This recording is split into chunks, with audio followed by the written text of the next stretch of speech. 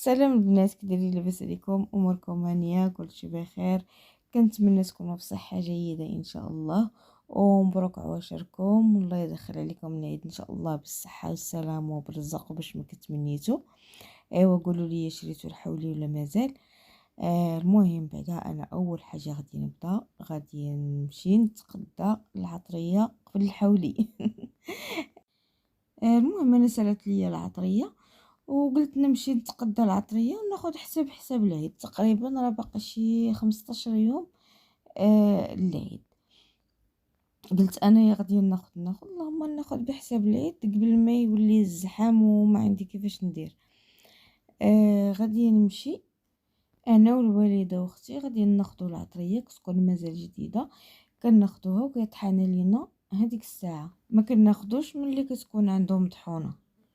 وغادي ناخذوا الحنة تبارك الله لقيناها عنده بقى جديدة.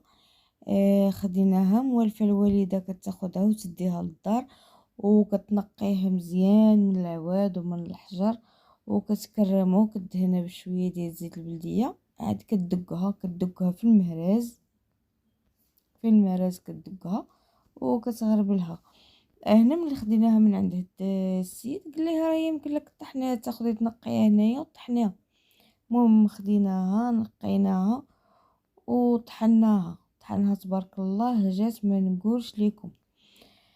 وخدينا الحنه ديال الراس هي. المهم غادي نخليكم معايا، غادي نتبعوا الفيديو وغادي نشوفوا اشنو خديت. المهم هذه غير الخطوه الاولى، راه مازال ما تقديتش كلشي.